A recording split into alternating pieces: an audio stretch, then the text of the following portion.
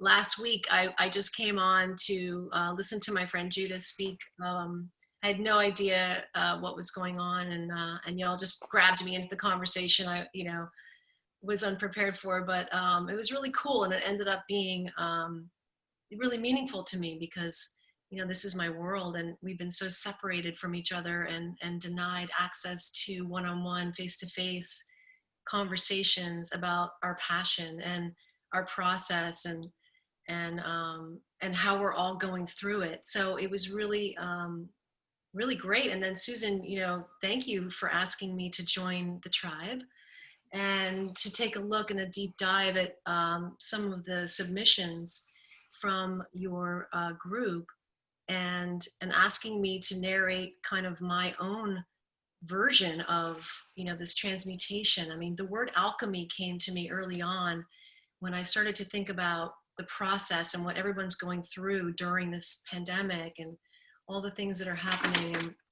And I really thought, God, at least photographers have the tools to make something out of this, to really be able to look at it critically and transmute a situation and sort of turn lead into gold ultimately, although I don't think we're all feeling that way every day.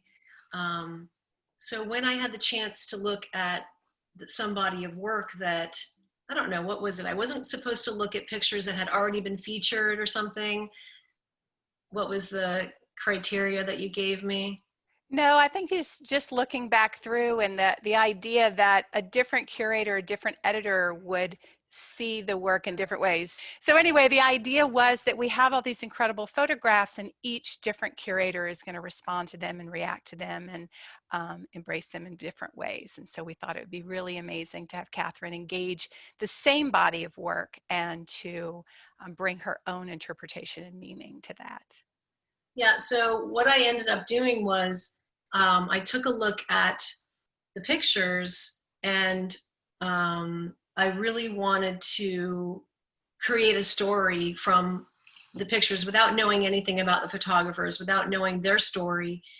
Ideally, I would just let the pictures speak to me, and then I would choose them and order them based on my own sort of intuitive connection to them.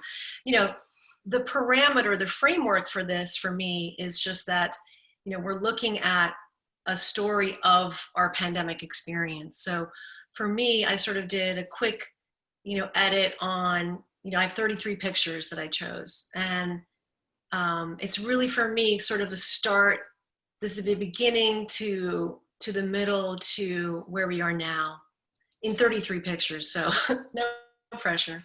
But what really came to me from the opportunity to look at these incredible photographs was the sense of that we're going through these stages of grief, and that I was looking at this body of work and feeling so many emotions from these incredible pictures that I really felt like that was kind of my parameter as I was sort of looking at it, like the stages, but not specifically the stages of grief, because the specific stages are very concrete, the 5 stages of grief: denial, anger, bargaining, depression, and acceptance, right? Elizabeth Kubler-Ross.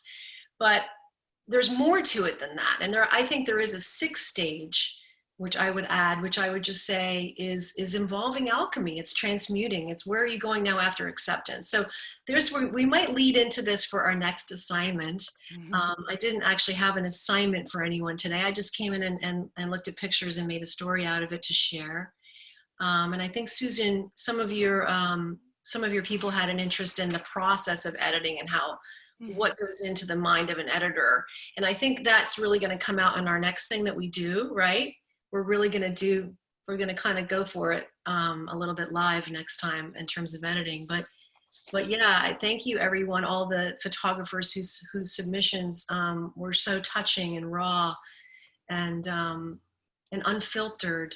I was drawn to the raw edges of the pictures. I was really excited to see this deeply personal work, where normally I'm looking a lot at commercial photography and I'm looking at people are coming to me to say, hey, can you help me put together, a kick-ass portfolio, or to do a pitch to get a campaign, or we want to, represent my images on my website really strongly.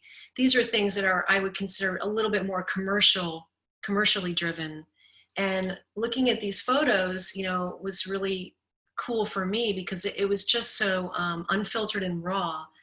And there was a lot of truth, and I really favor truth. I really do favor unencumbered expression. And it goes back to, when Judith and I were talking, I don't know if Judith's on the call, but Judith mentioned last time, as an editor, people always photographers coming and sharing their pictures with her. And it's like they show you their portfolio, but then you see this little notebook sticking out of their bag or something. You're like, wait, what's that? And they're like, oh, it's nothing. It's really nothing. It's just some personal work I'm doing, And that's really the heart and the meat, and where I think most people who are in the business side of photography really are more probably want to see what it is that moves you, and how your brain works, and how you see things, not to please me, not to please anyone, but what's pleasing you, and what's moving you, and what is a little more authentic and deep. And so I feel like, with the constraint of the pandemic and all these massive, emotions and constraints, like having to be stuck inside, and you're not being able to see your loved ones, and there's a lot of dismantling going on, and there's a lot of things that are coming down around us, and we're having to sort of reimagine the world and also ourselves. So there's a lot in the pictures that I chose that are kind of about identity crumbling, and looking from the outside in. I mean, obviously, this is how we're living. So yeah, I mean, that's how I kind of thought about that. We have this tool of photography, luckily, that we can use it in a therapeutic way too, to heal ourselves, to give ourselves therapy. I mean, every day I take pictures, and it's my therapy, and it's just, a flower in my garden, or the sunset. And more than ever, it's just become so paramount to me having a good day, because we want to get beyond survival mode. And I think that, photography, you have the ability to take care of yourself and express yourself, where a lot of people don't have that ability. They're not tapped into it. So I would say, lucky you, lucky us, that we have this ability to go on a journey through pictures that can take us through emotions. And, sometimes we aren't able to allow ourselves to feel an emotion, but if we look at a picture, I mean, I cried several times looking at these pictures, I was moved, and so that's the gift that you're giving. So yeah, with that, I mean, what do you think, Susan? Should we look? Absolutely. So I thought, I wished I could show you guys like a slideshow of them, like all going one into the other, because no image is a standalone picture. They represent a story, if you will. So I just wanted you to see kind of the 33 as a group first.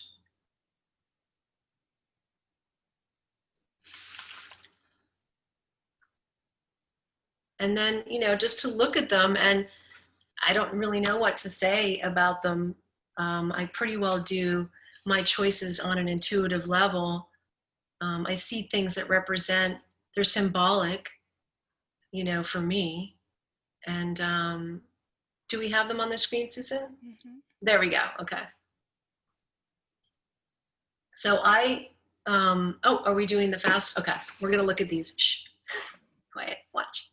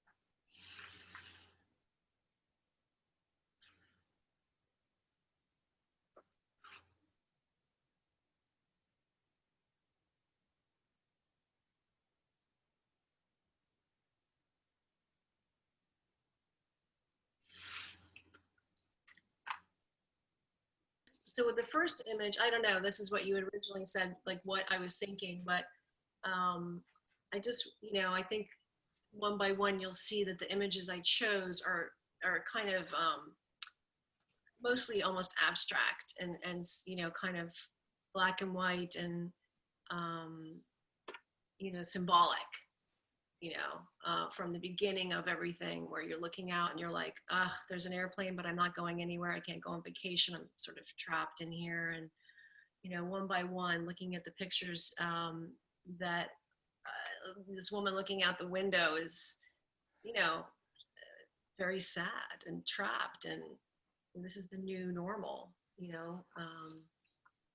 and so in general, the procession for me goes from sort of the beginning to where we are in the process psychologically of what collectively, I think we've been going through with the constraints of being indoors and dealing with trying to find our way back to, health, back to feeling good about something, the color. This one, I just have to stop for a second if you can on this, or is it going? It's that like, oh, paradise is in my apartment, but I'm fried, man. It doesn't even matter. Like, it's not even real. I can't go anywhere. It's this sort of, artificial environment, but freaking exhausted and fried. So this is the same photographer, right? This is Brenda Spielman. So she did the two pieces back to back in color. And I thought just like the color in the, was like initially after the shock of everything, you're sort of looking for some color, looking for some hope from the outside, because there really isn't much going on the inside yet. So yeah, I put those pieces. And then Dustin, I think, had a series too, all of them. Whoops, let's go back to Dustin. That was very colorful and but at the same time, like trying to make it work inside, maybe having a celebration, maybe it's a birthday, maybe it's something, but it's so lonely still, and the pillow on the bed, and, it's like trying to work through everything, but, finding the beauty in the celebration, but still not the same.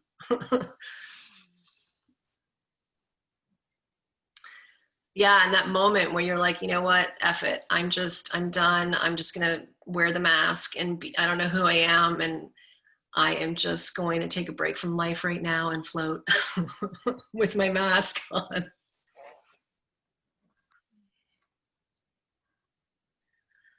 Yeah, I mean, there's a lot of, sort of cinematic feeling of, sort of Hitchcockian rear window, like looking out from your apartment, and maybe it's the same view you've always had, but you're sort of now, everything takes on a deeper meaning and a little more symbolic, a little more dramatic, point of view. And yeah, just I think Jackie Neal, all of her pictures are really beautiful too. Just like looking up at the ceiling, like, oh, I never noticed it's so beautiful and architectural and simple, and, sort of finding ways to noticing things you might not have noticed before that are so beautiful.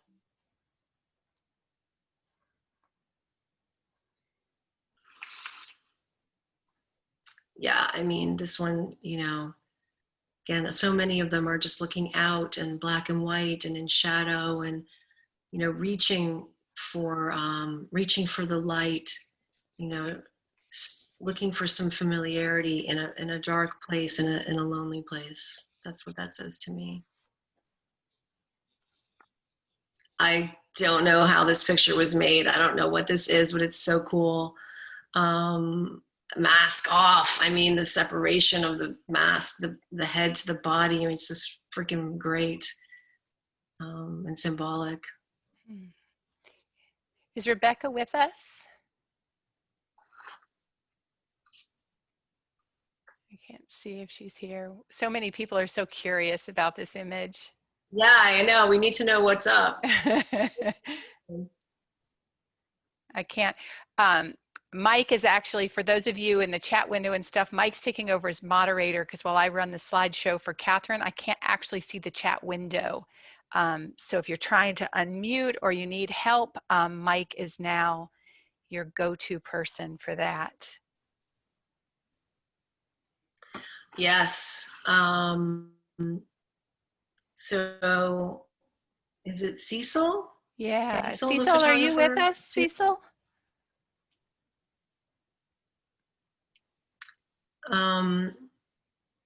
Mike, So, you might need to unmute Cecil if he's here. Oh, there he is. Hey, Cecil. Hi, how are you? Good.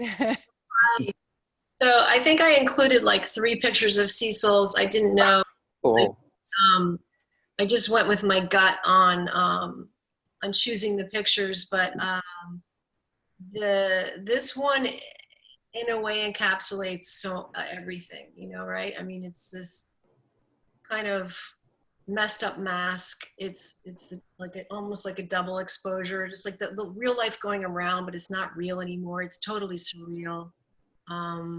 There's absolutely a shift in your identity. It's like, who are you? You're sitting at this table in the middle of this person is sitting at the table in the middle of, you know, what is supposed to be normal life going around. And it's just, there's something wrong with this picture, right? I mean, it says so much. So, wow, thank you. yeah, should we get back to Cecil later on some stuff, Susan? Sure, that'd be great. Okay. Yeah.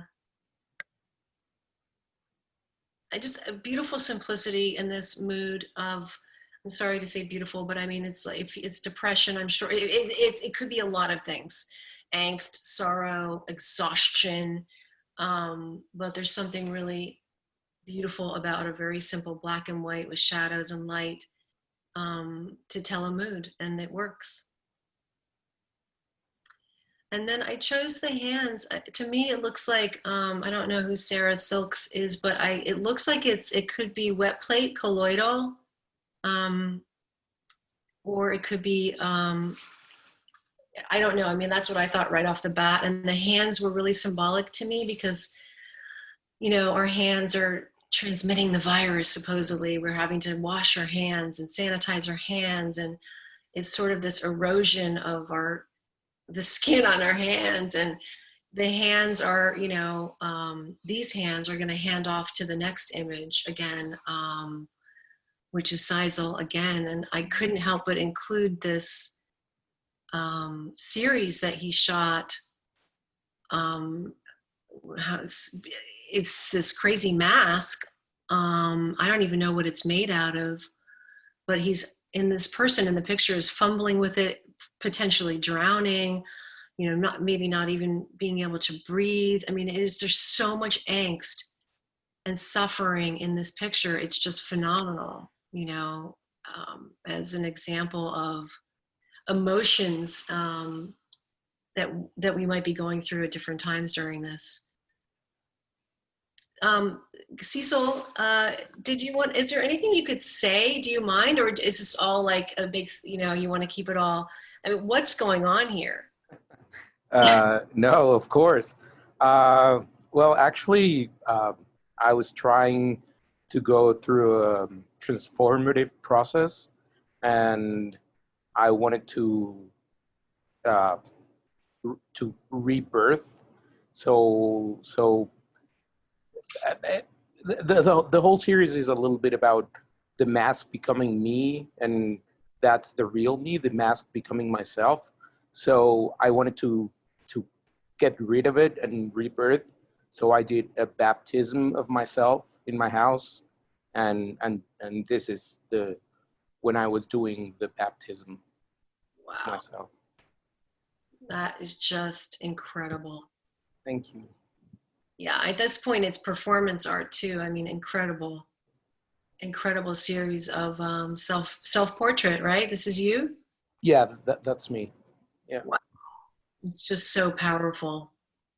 Thank you. Thank you so much for sharing this with us. Yeah.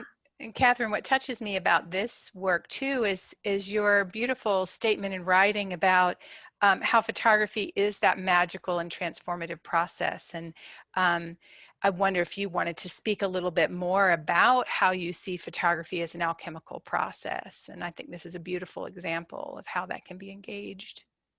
I mean, it's kind of what I said in the beginning, that, you know, that photographers do have the tools to turn lead into gold, and that's alchemy originally. That you can utilize your craft and through this medium to express yourself, to go through the change, to recreate your identity, to recreate your version of the world, to decide what you keep and what you don't keep. That's the editing process. So, you know, in the old days when photography began, you know, people were just mesmerized because they thought this was reality, right? Oh my God, it's exactly real life. And it's not real life, as we know. It's our point of view, it's our perspective and our choices that we make in choosing what to shoot, how to shoot it, what stays, what goes, where the edges of the frame are going to be. And that is editing, and that is the power of choice for us to use as photographers and what we show people.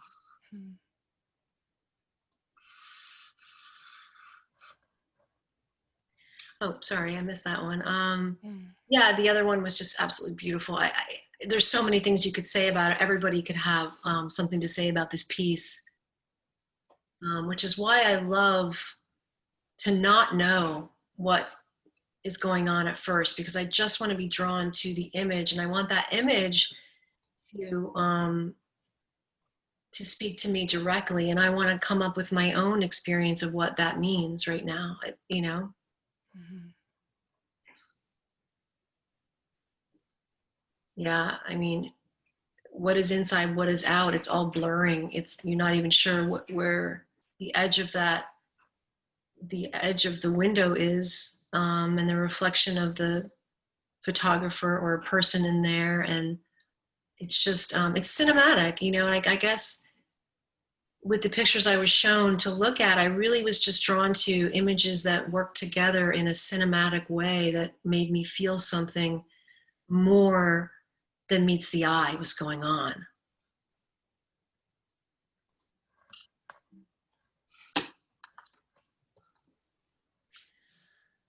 Such a beautiful picture.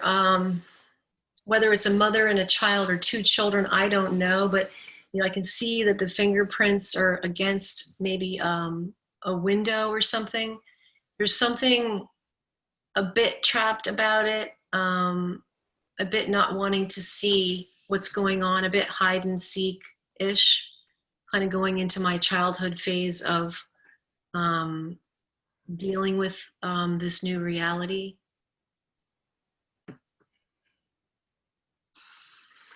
Yeah, I mean, Ghosh, I don't know how to say Ghosh's name.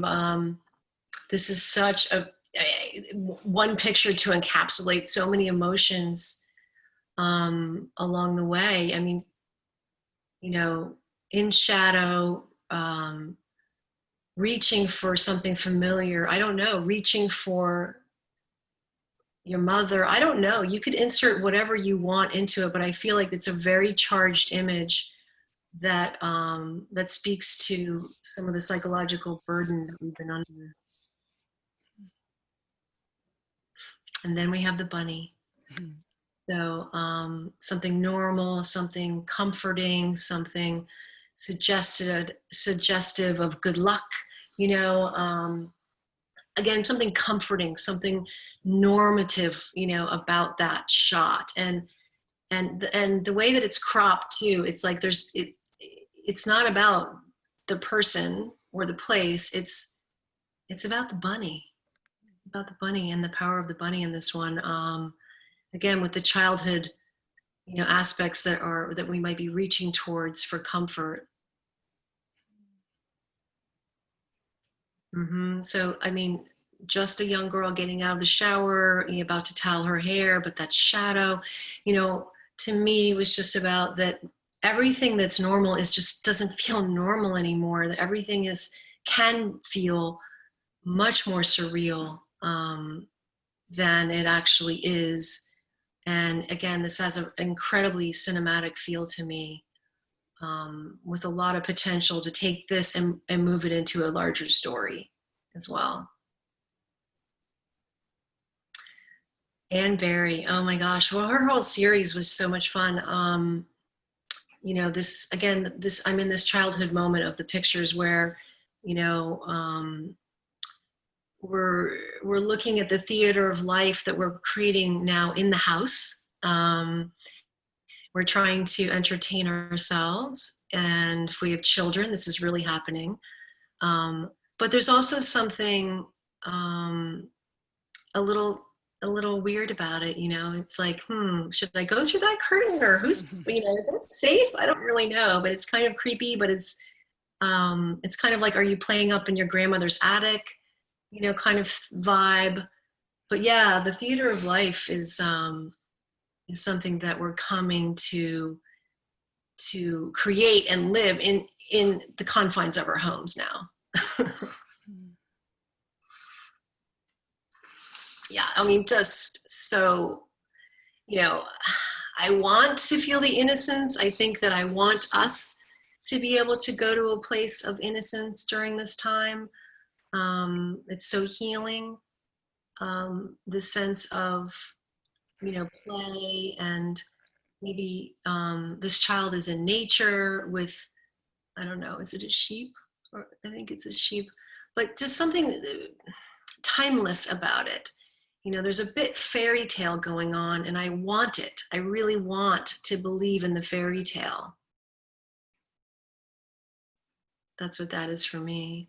Again, you know, some hope, you know, from the childhood aspect, and nature. We're starting to go into, you know, what is it that nature is giving us, and showing us, and what can we project ourselves into. I want to project myself into that image and feel totally free and blissful. Yeah. And so nature, man, I mean, nature, the best healer of all, right? But a lot of it, you know, we're still looking through our window. So we're looking from inside, looking out. And it's wild, because I feel like so much of nature sometimes during this time has looked a little different, you know. It's just looked more magical, more surreal than ever before. This shot, Evan, this light shards coming down, it totally speaks to me about, you know, believing in magic in nature, and you know, getting outside of ourselves to see the potential that we can feel something magical and unknowable, you know.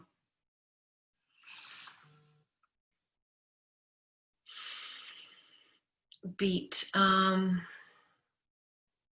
mean, who doesn't love this picture? There's the floating light is a message to me. It's like a floating message that's coming across. It's a light message. It's a light code. It's, you know, something ephemeral that we can reach for. Again, you know, this whole series for me is very abstract and a little bit surreal, and that's where I went with it. It's maybe more comfortable to not know, but to feel. So getting out of our heads and really just observing and feeling all the things that we're seeing. Yeah, and it's getting surreal, you know. You know, I see palm trees every day. I live in Charleston, South Carolina, and I love palm trees, and I shoot them a lot, and they're green and they're beautiful. And I really love this super stark black and white storm is coming kind of vibe. Of course, we just had a hurricane as well, but the surreal aspect, you know, of looking at nature now too, and the surreal aspect of our lives, and how we might be unsure of what is real and what's not real. Yeah. Okay. So B. Jane Levine. She has a series. You guys might have seen some of her pictures before, but you know, they're all really fun because they're, you know, they have layers to them, and they are, again, super cinematic and expressing, you know, fear, anxiety, you know, the unknown, kind of here but not here, in one world, in another world. That's what I see. Yeah, and nature on fire, you know, just watching the light change, and the red and the gold to me in this picture of Evan Anderson. It's a little bit scary, and I'm still going with the surreal aspect of all this, so it goes with my mood. Yeah, well, here we go. Cecil. So back to Cecil. This is endemic of, you know, our identity shift. So this one picture that he's made, and obviously he's printed and torn apart, or however he's done this self-portrait, you know, we're not the same. And I'm not sure we're all put back together yet either. I think it's okay um, to be in process, to be navigating the unknown and allowing it to happen, allowing the change and the shift to happen. It's scary, it's frightening to me. I can see that it scares me, but I think it's okay, because I think it's better to allow the transmutation to unfold and not stop it. Like, right? Like, what's the saying about, um, you know, if you're afraid, you know, you like, just keep going through the fear, just keep going and see what comes up on the other side. I don't think we're on the other side yet, but I think this is really fascinating psychological material to look at visually, to escape into a little bit and to explore.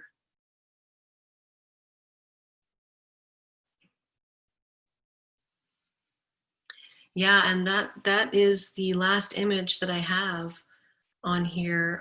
Anne Berry again. I just felt like this was symbolic of where we are. It's a child's little fingers at the edge of the table. It's an hourglass, the sands of time. But you know, it looks like it's got time left on it, right? It's all up on the top. It hasn't come all the way down. So I think we have time still, and we're not done with this, and we're not done with our process, and things aren't over. But I think it's going to be okay. It's kind of the glass half full. So it's a beautiful, stunning, quiet picture, and I loved it.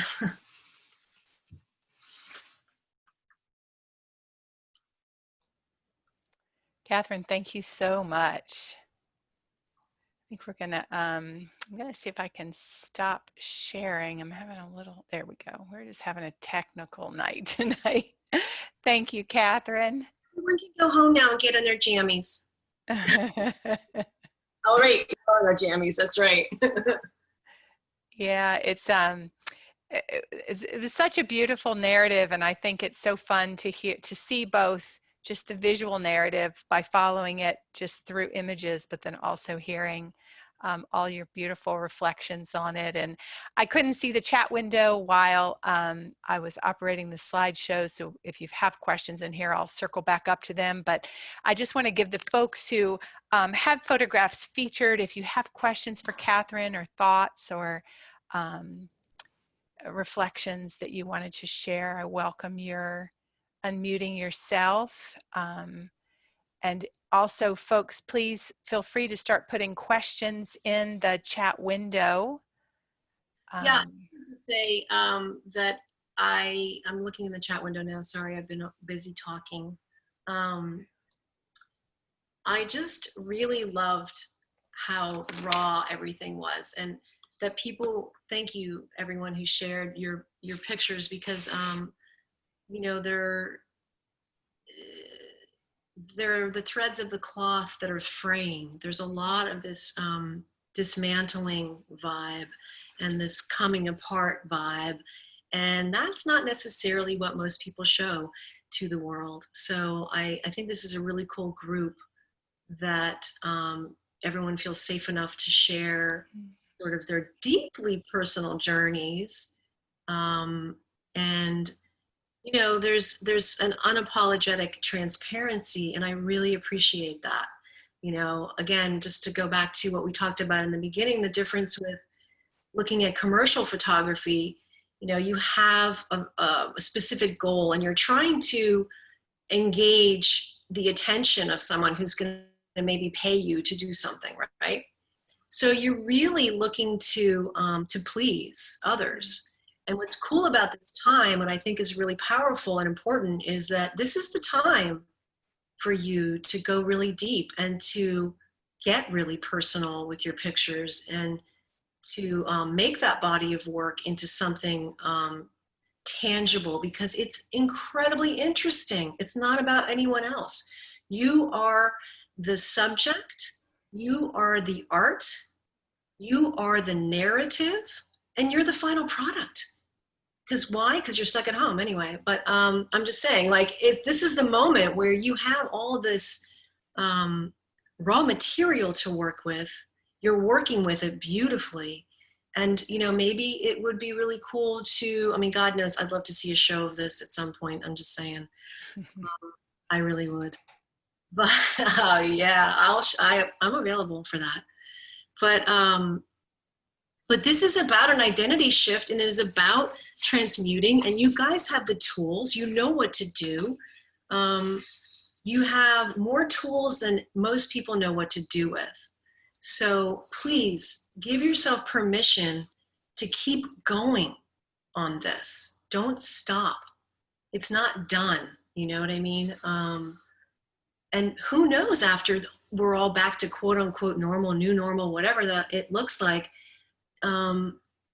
wow, there's something here that's very meaty for you to use.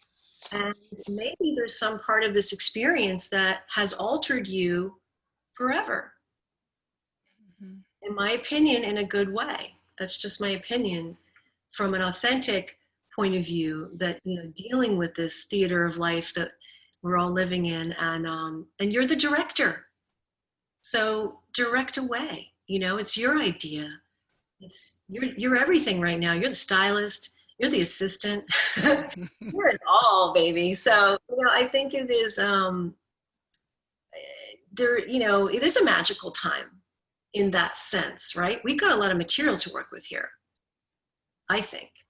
Yeah, I love that you mentioned that, and just throwing this out also to the larger community here, which is part of the goal and part of the process for us is that we are just a pass-through, right? We're creating this amazing archive of incredible, rich, and intimate images, which was our goal from the beginning. So if in your town there's a museum or a gallery or places that show work, one of the ways that we're going to distribute this work across the country and also internationally is for each of you to come up with a place or two that you might be able to approach, and we'll help you with the details of how you go about talking to an exhibition space about putting on an exhibition. But we're in the middle of fundraising, grant writing, to actually create funds for printing and framing and shipping and distributing many of these photographs. Additionally, there are a couple of publications that we're in preliminary stages of conversations with that may come in and curate out of our collection. And if you haven't gone there yet, please remember to check Instagram, search the hashtag Life at 6 Feet. There's over 3,000 images there now from people around the world. And in celebration of how expansive and inclusive and incredible our community is, we just looked at the website and we have passed our 30,000th visitor. And we are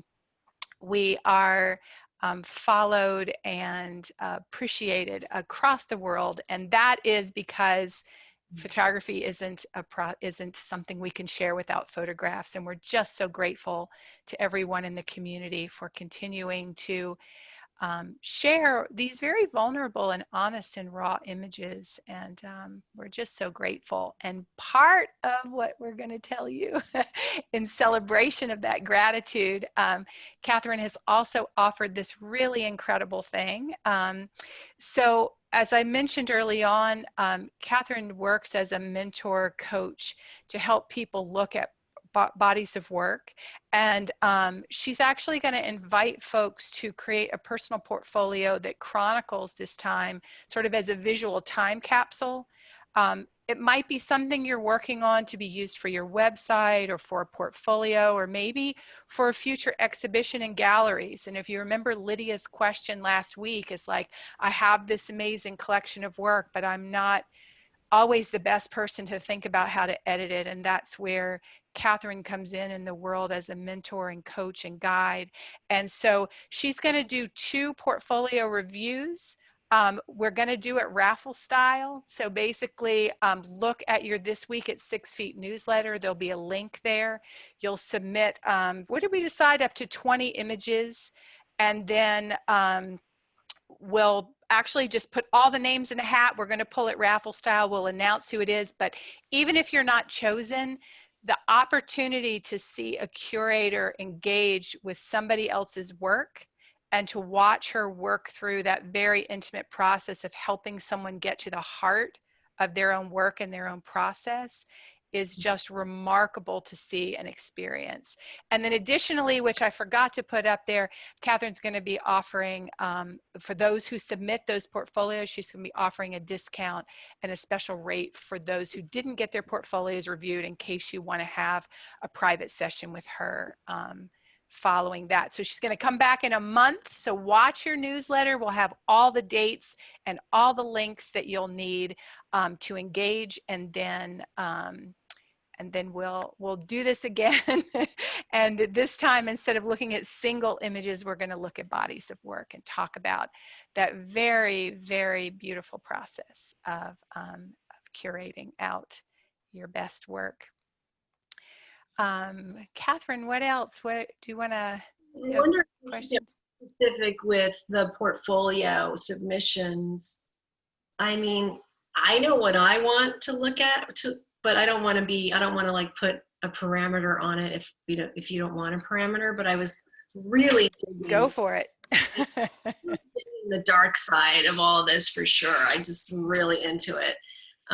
Maybe because it's a way for me to go through my own emotions on it. But I just thought it could be really cool, again, on the personal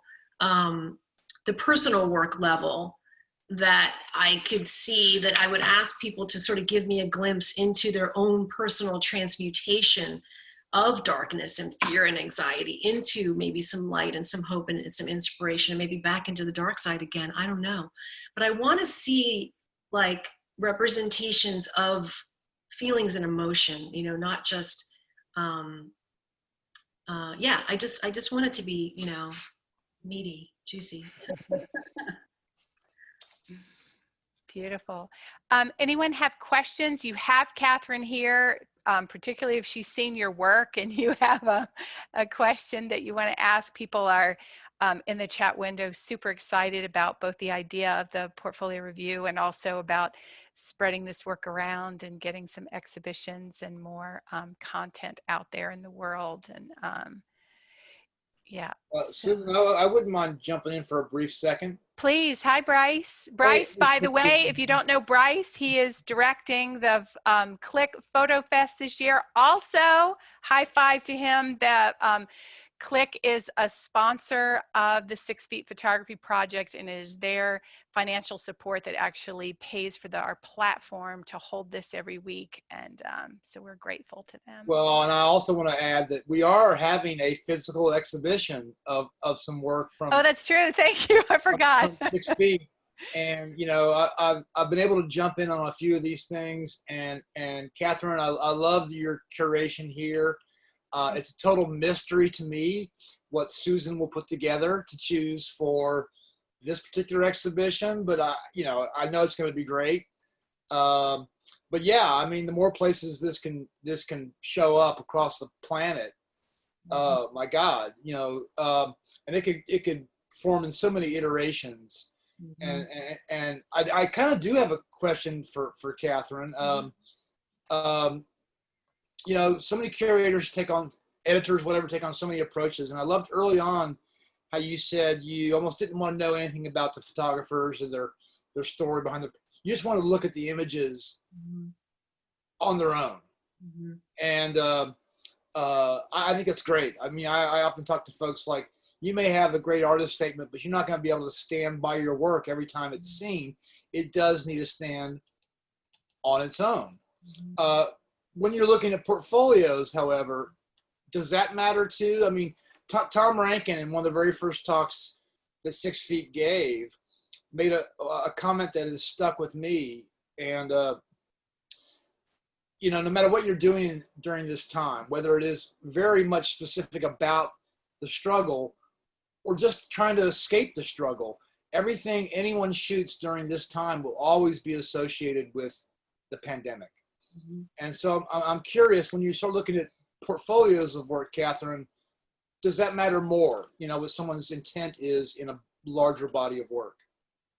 I mean, when you're looking at a portfolio, you really can't get around intent, because the act of making a portfolio means you want to show it. So when I go through the process with someone regarding portfolio and making it stronger, we really do need to understand what your aspiration is for it. Who's going to be seeing it? Who's your audience? What are your goals around it? What is your point of view? I mean, you always have to have a point of view. I don't care if it's, a portfolio or it's just one picture that you submit. It's pretty clear that you have a point of view. So if you don't know what that is, I can help you discover that. But when you have a solid product that you're looking at, you can't get around having to talk about what are the aspirations for those images.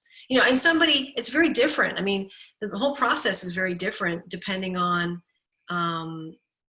if you are wanting to get a gallery from these pictures, or if you're looking for an agent, or if you're pitching it for a job in an editorial magazine or an advertising campaign. So I have to consider that when I'm hired, like I want to be the very best for you that you need me to be. So if you tell me I want to do this, then I put that hat on and we go. But this process today that I shared was really, really unusual for me to be able to do, really fun, because I didn't know the photographers. I didn't know their story.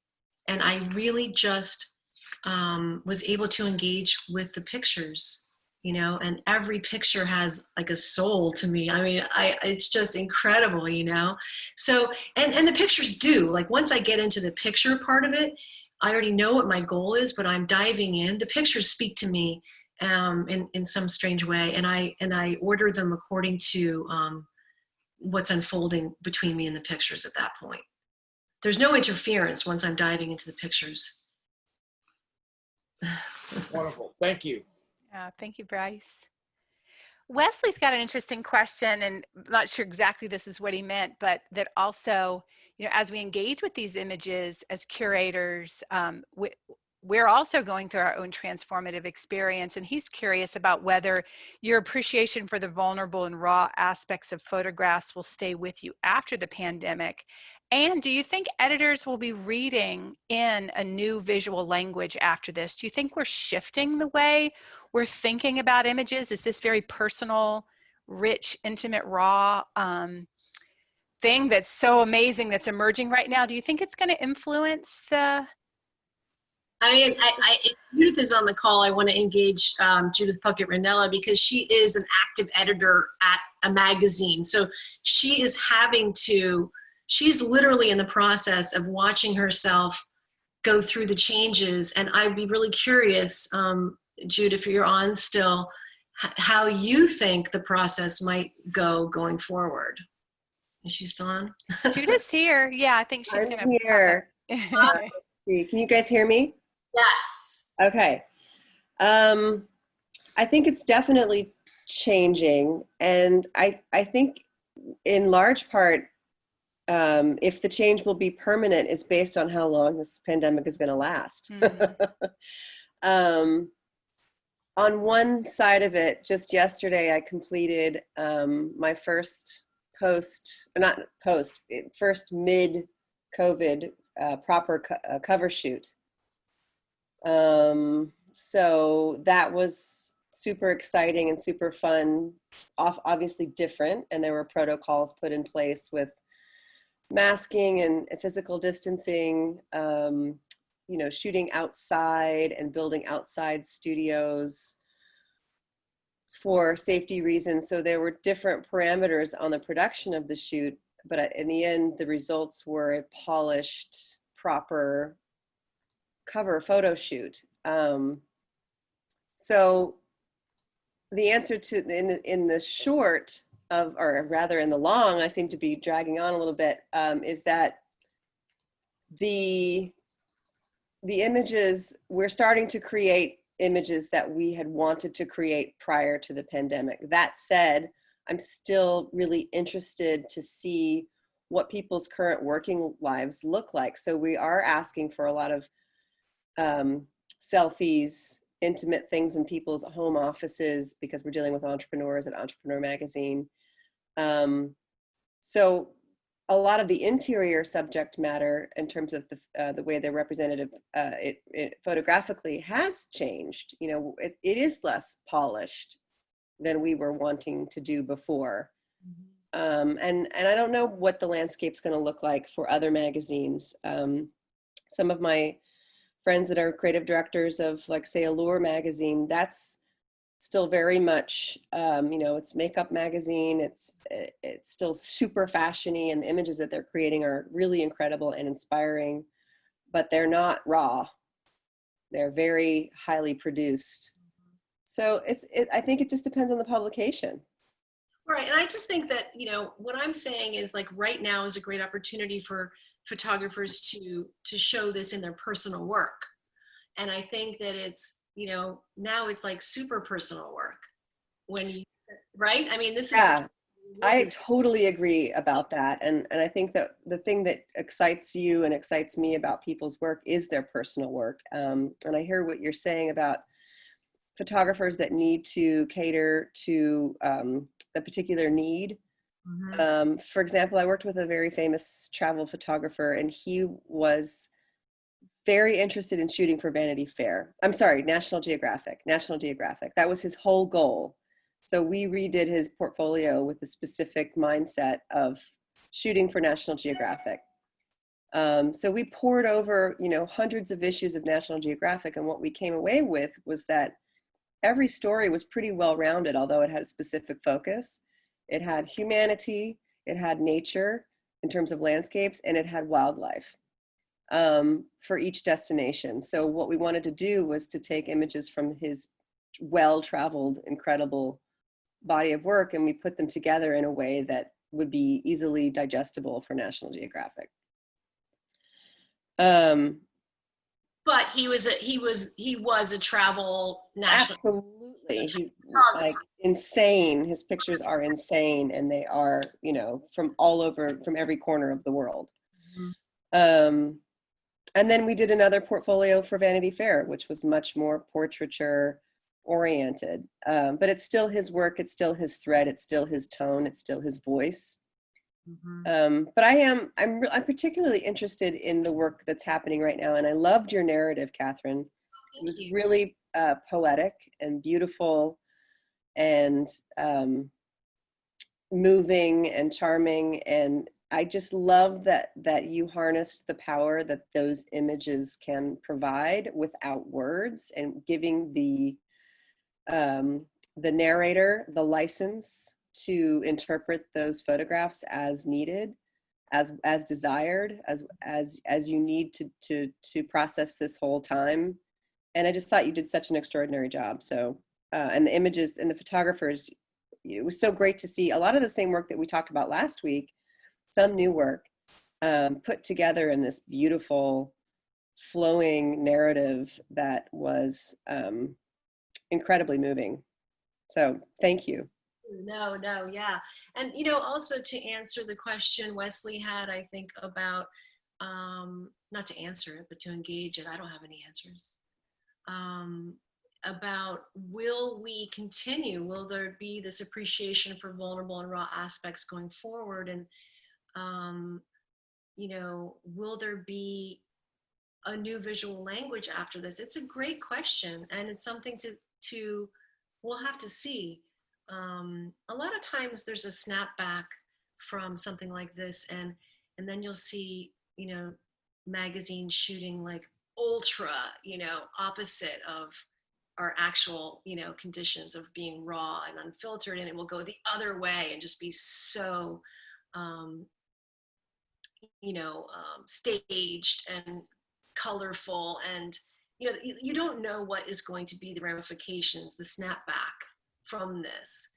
But I do, again, I just want to underscore to the photographers who are on the call and to the photographers who submitted and all the photographers in the group, to keep going on this personal deep dive, because regardless of what you end up doing commercially or in the art world or anything else, this work is, and this method that you're doing, that you're using to chronicle yourself, your life, your emotions, is really working. It's working for me. I think it's working for Judith.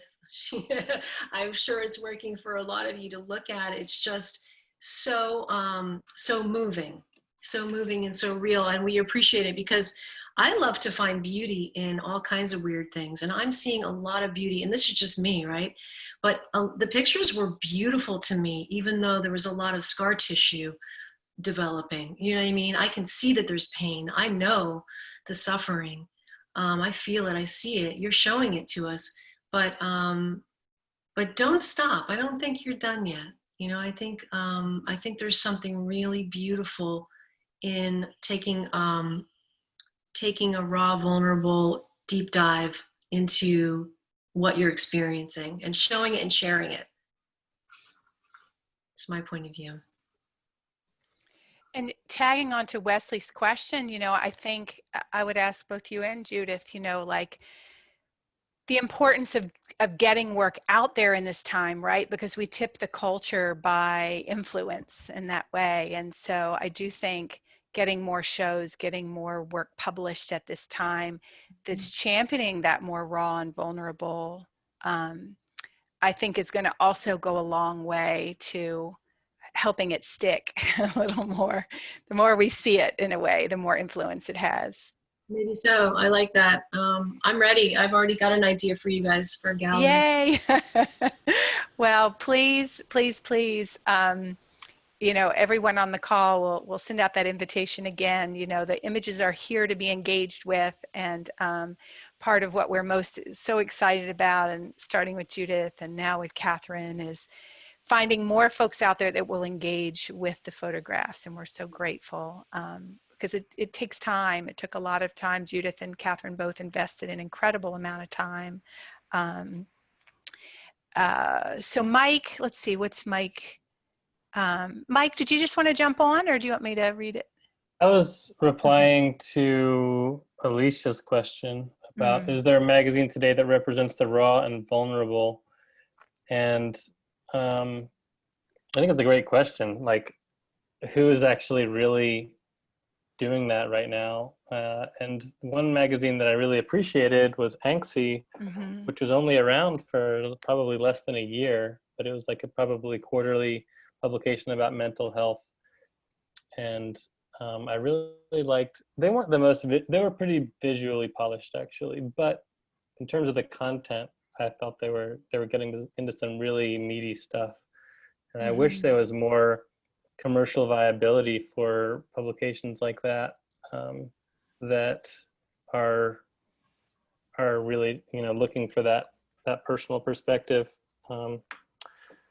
But yeah, if anyone does have any in mind, I know there's so many smaller publications these days that are more niche and filling these really wonderful places like that, these types of niches. But I'm not aware of many that really are consistently publishing this type of personal and raw work? One that might not be on folks' radar that's emerged in, I guess, in the last year or so, if you're working in the realm of eco-psychology, eco-spirituality, is Emergence magazine. They're doing some really deep and rich work, asking questions about the role that art and practice plays. And so anyway, that can put that, you can put that one on your list.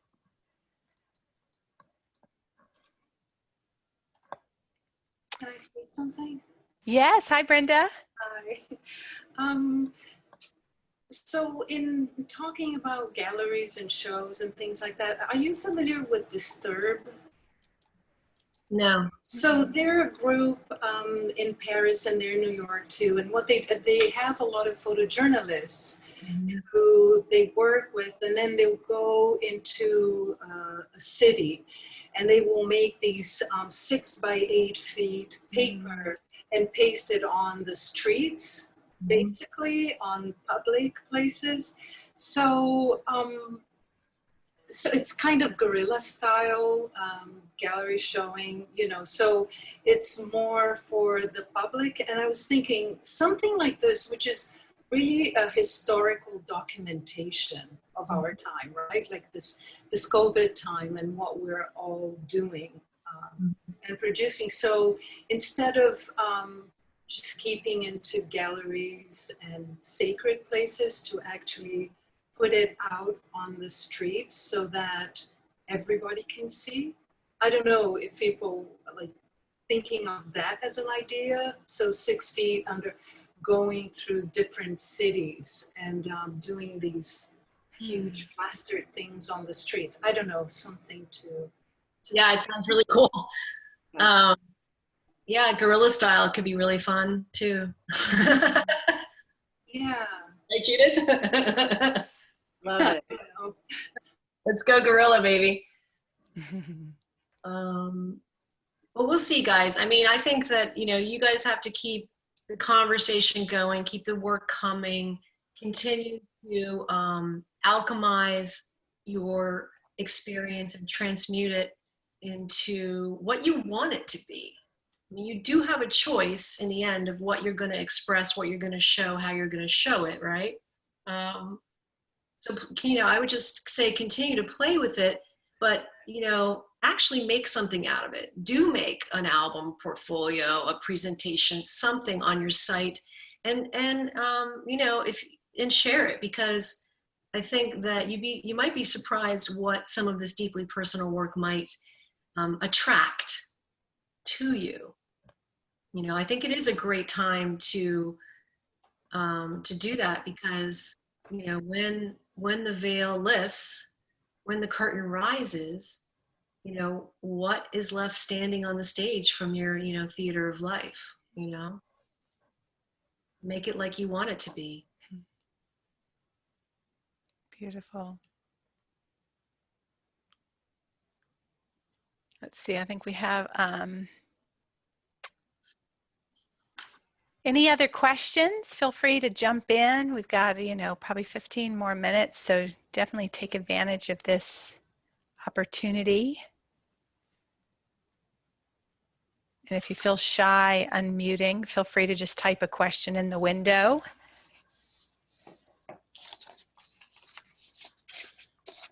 I'd say just one thing I wanted to say to you guys was that now is the time to put the work in. There's going to be a lot of rewards if you really just, you know, bite the bullet right now and just put the work in, as hard as it may be. If you're at a block, or if you're at a crossroads, or if you're just trying to get through life, now's the time to put the work in. Just put it in every single day. Work, work, work, work, work, because it's going to really be a great, you'll thank yourself later for it. Yeah, I think taking agency is really important right now. Like, I know we've been, you know, full of fear and shock and horror and all the things that, you know, we've experienced or are experiencing that might make us mute, or might make us freeze. But like Judith said, I think that this is the time to step into your power of your voice, step into, your gift, and really make the most of this time to put something together, that is really special to you, that you think is really representative of your authentic experience, and something that you're proud to show. Don't wait, don't be afraid, step into your power in this. Like the edges, like waiting on the sideline for someone to give you permission to do it, or waiting for someone to give you an assignment, may not happen, right? Unless you call me next week and then I'll give you an assignment. But I'm just saying, like, you're not going to get an assignment necessarily, but I'm giving you an assignment. And I really do want to see everyone continue with your storytelling. It's fucking powerful. I'm just going to be blunt. I don't think you can go wrong by continuing the process that you're undergoing right now. Yeah.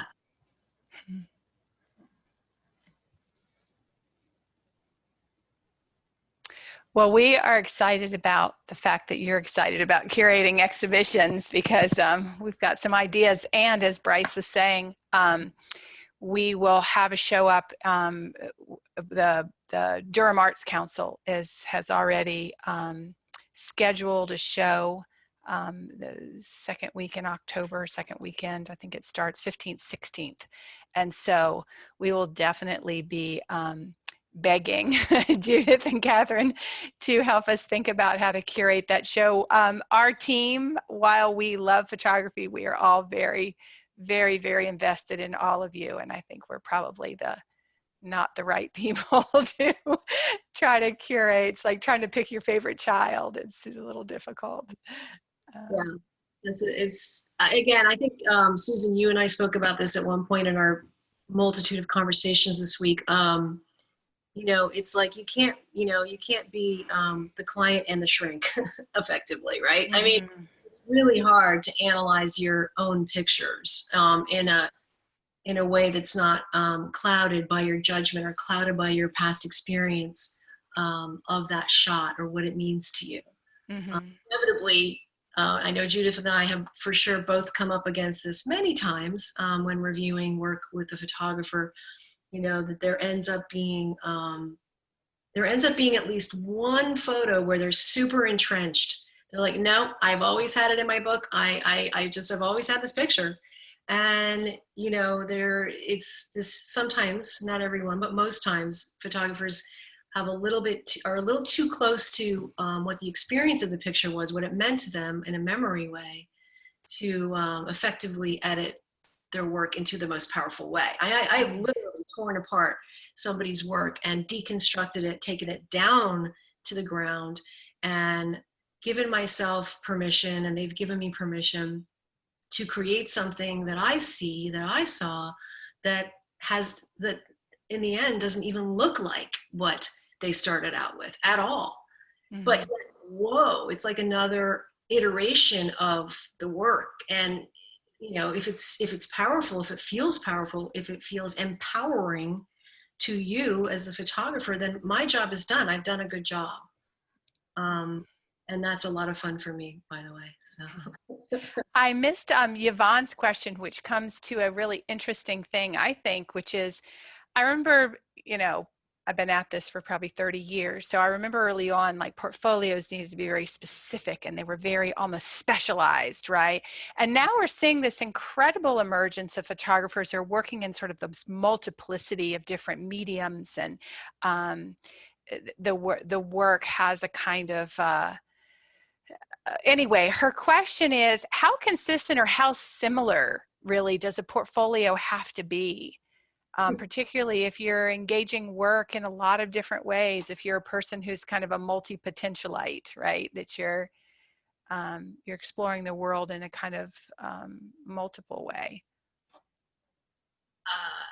I think Judith would have an answer to that that's maybe similar, but might be different than mine. But I think that you always need to have a consistency of your own style and your voice, right? There has to be something about what you do that's a little bit recognizable at a certain point. And what happens is if you put it all in one book, it can look choppy sometimes, just by the nature of different subject matter and different, different specialities. Sometimes just it's a jumble. I think it's easier for people who are making decisions about your work to separate them a little bit, right? But again, with, Judith's input on, consistency, there needs to be a consistency in your voice, right? But I still think, like, if you're pitching something for, a food product and you want to show food, it depends on, again, what are your goals and who's going to see it and what are your aims in them? What do you want them to walk away feeling or seeing or asking you to do or paying you to do? You have to think about it. We don't live in a vacuum if you're a commercial photographer, if you're being hired to do something. You have to have some consideration for the people who are taking the time to look at it. Like, is this something that is, going to be on the table for them in a good way? I don't know. Mm-hmm. Beautiful. Thank you. Right. Is it going to add value? I mean, for sure. Judith, did you want to add? Oh, you're muted. There you Okay, go. sorry, I'm on mute. I think she just totally nailed it, but I was just going to say that the thing that you need to consider is, Catherine's absolutely right. You want to make sure that you're considering your audience, but it should definitely be, you should be true to yourself. Mm-hmm. But you need to think about who you're showing your work to, because you need to understand that you're going to be adding value to that. Mm-hmm.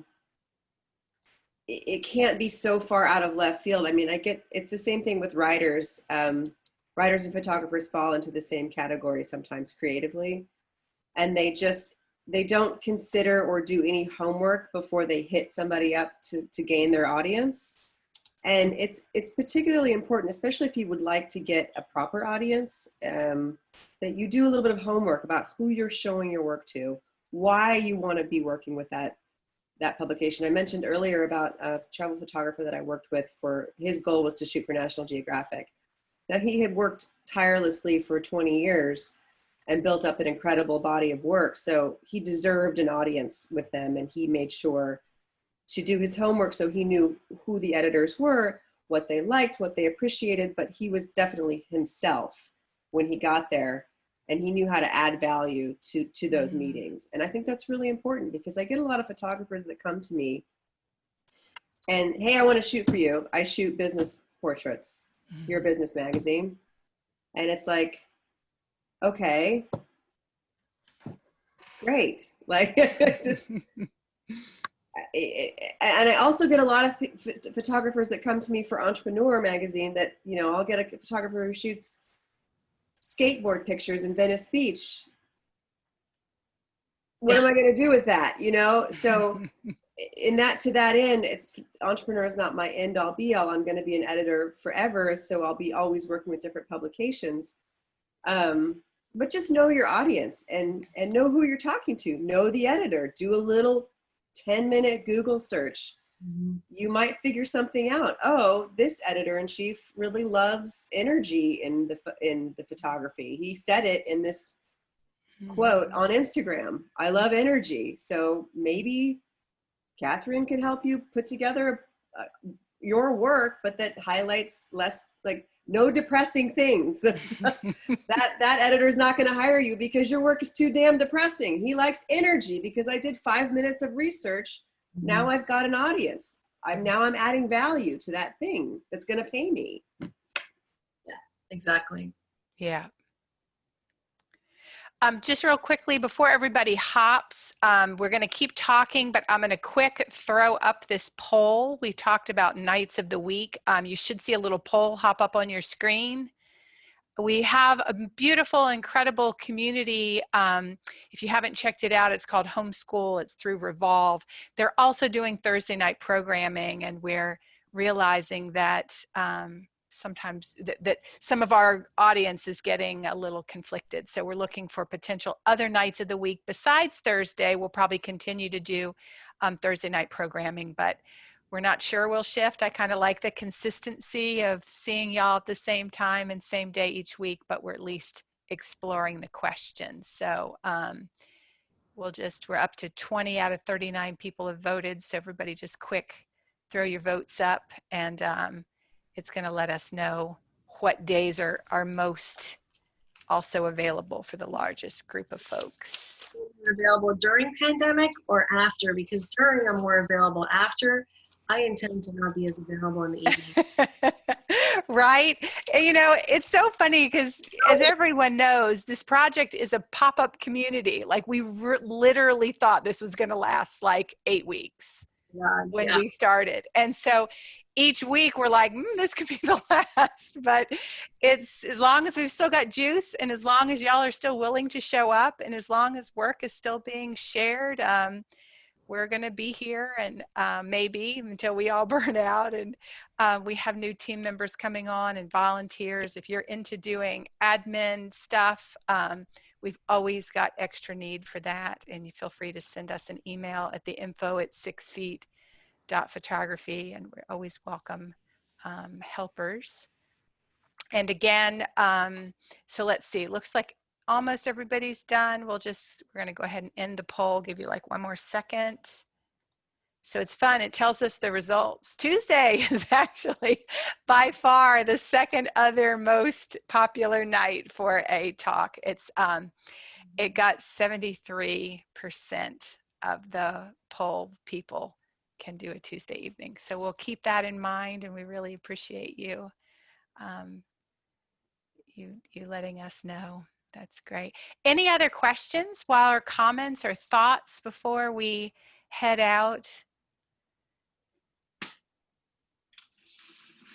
Yeah, I just wanted to say thank you to everyone. I did put it in the chat, but I really, just really appreciative of all the submissions and all the photographers, and in particular, just to thank you for showing your vulnerability and being so real and so cinematic and inspiring me and making me feel stuff.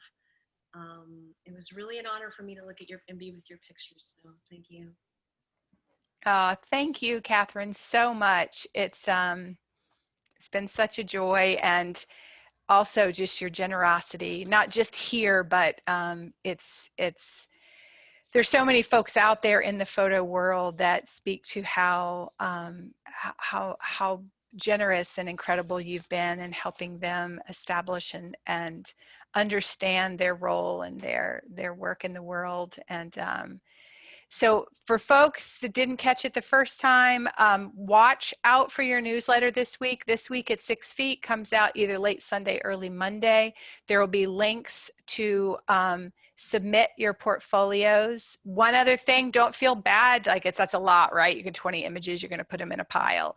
But we have curators coming on to curate galleries. People go into these folders. Trust me, we have lots of folks who come and visit, who send us messages and they're like, I'm thinking about this story. Can I see what you have? We show people these archives all the time. We're going to be curating features and other kinds of things, so it won't be wasted. A matter of fact, we've got a couple of people coming on to look at these mini 5-print portfolios. We're so grateful to Francis for putting those up online. And we're pulling features from those as we're just, I wish we could do a feature a day. If we knew all of you would go to the website every day and look, we would put up a feature a day. There's just so much incredible work to share. And so we're grateful for all of you for being here. And we'll be announcing that we'll have a submission link for engaging with Katherine in about a month. And so we'll give you all those dates. Okay. Yeah. Thank you, Susan. Thank you, Judith. Thank you, everyone. Of course. Thank you. Love you guys. Oh my gosh, I miss my friends. Hi. You can stay on and chat for a minute if you want. I always hang out a bit. I can Thanks, give you guys everybody. Yeah, I'm at my friend's house, so I'm gonna I'm not at home. Yeah. Thank you. Thank you.